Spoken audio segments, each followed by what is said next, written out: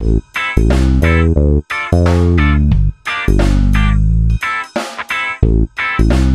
and Slick Custard. This is just a styling cream. Anytime I use any kind of curling product or curl enhancing product, I always use a leave-in conditioner under it and an oil on top of it. Even though I said I would not be using their leave-in conditioner, I want to be fair so I can give a full review of what this product actually does compared with its label mate. I guess you want to call it product mate, line mate.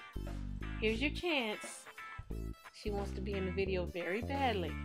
I'm going to do 3 different twists. 1 using this leave-in, 1 using my regular leave-in as a base, create a new knot, 1 with no leave-in at all.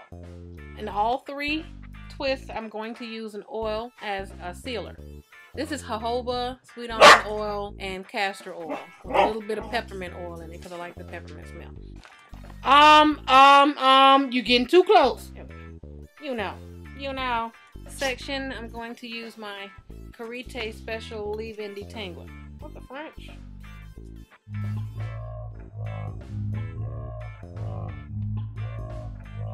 I ain't gonna touch that with a 10-foot pole. Comb it through, brush it through the product, and then just a little bit of oil.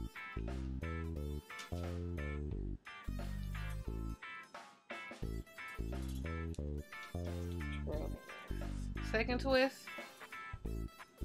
You know how more popular leave-in conditioners make the hair feel a little moist? It feels like a conditioner, sort of. This just makes my hair feel greasy and oily.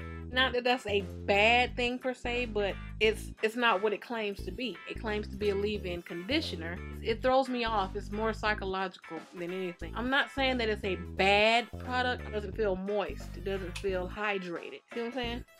It's a dry hair lotion. And even look at my hands. So that's something they definitely need to look into. If they want a leave-in conditioner, they need to do something completely different with the ingredients. But if they want to keep this formulary the same, then they need to rename this product because it's very misleading, and a lot of naturals would be very disappointed if they spent money on something that they were expecting and did not get. Last twist, just the water.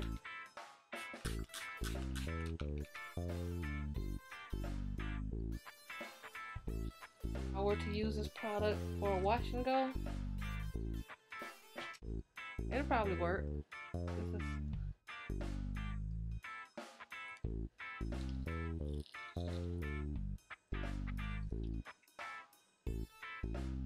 Okay, they're all dry.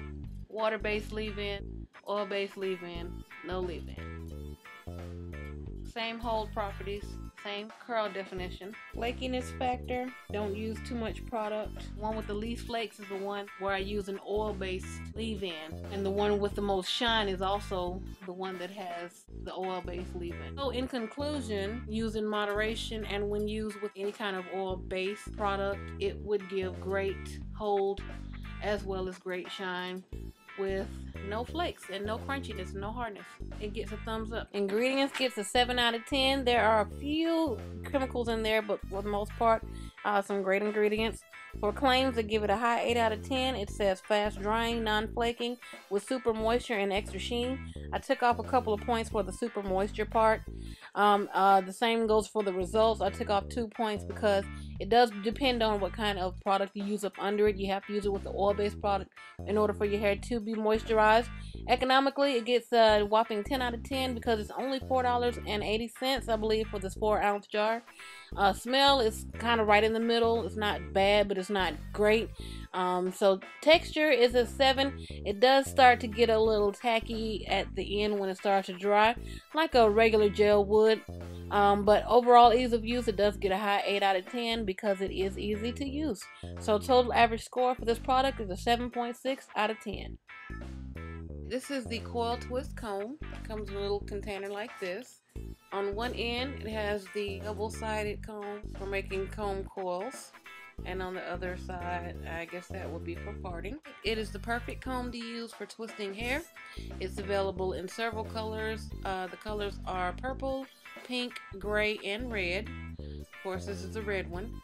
They do say that they reserve the right to substitute colors as available, and it is $5. I'm going to use a thick and slick custard. I have never successfully done a comb coil on my hair. There's no instructions on how to use this.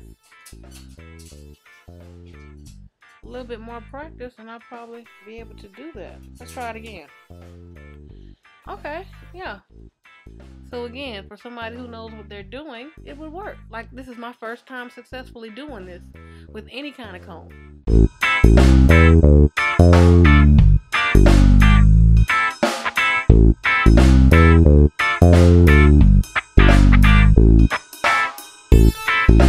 I've come to my conclusion. This is easier for me. I don't have any techniques as to what would make these work any different because I don't know. This is my first time doing this.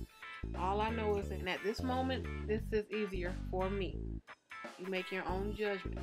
There's no score for ingredients because this doesn't have ingredients. Shut up, Doug.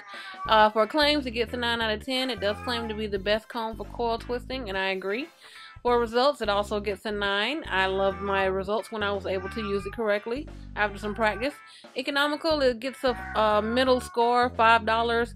You know, you can get a rat tail comb for $1, a whole pack of them for $1 if you learn how to use it correctly. So that's why I did give it some points, at least on the economical part. Smell, no score for that. Texture, it does feel, you know, good in your hands. Ease of use is still, you know, you have to get used to using it. There's a little practice thing that goes along with it, but it does, you know, it's working. So it gets a 5 for ease of use. Total average score for the coil twist comb is 7.2 out of 10. Shut up, Doug. Press and curl wax featuring carrot oil, 4-ounce jar.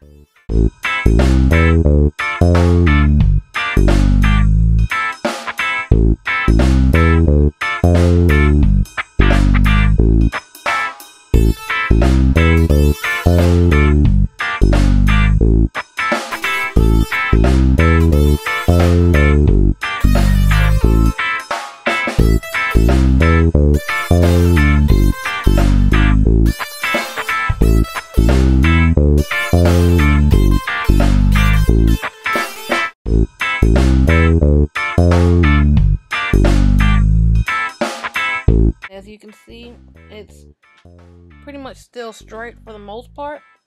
It's just starting to wave up a bit. I haven't been actually styling my hair. It's still in a protective style. The straightened part, I just had pinned back. And at night, I covered up with one of those wrap things that you use for a whole head wrap. And then covered that with a hair bonnet. So I haven't been combing it. I haven't been messing with it. The only thing that it's been susceptible to is the air and body heat when I sleep. Overall, if I were to do my whole head, I think that as long as I maintained it on a daily or a nightly basis, either wrapping it every night or bantu knots, large pin curls, or even dry rolling it up at night, I think that it would maintain its straightness and its sleekness. Here's my hair. It inverted back 100%. Doesn't look like there's any kind of heat damage or anything. That's probably damage from years ago. 100% curl reversion. 7 out of 10 for ingredients. There's a couple of ingredients that I don't really like, but overall pretty good.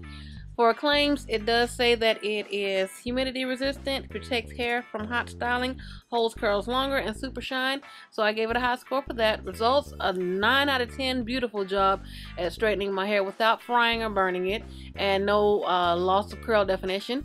Economically, it does get a middle score because it is kind of pricey. It is, for this 4-ounce jar, it's $7. So that's kind of pricey for my taste. Smell, it does get a high score for smell. It smells pretty good for an oil. Texture, lost a couple of points because it does feel a little too greasy for my taste. But ease of use, it does give a 9 because it's very easy to go on to the hair. So total average score, 7.4.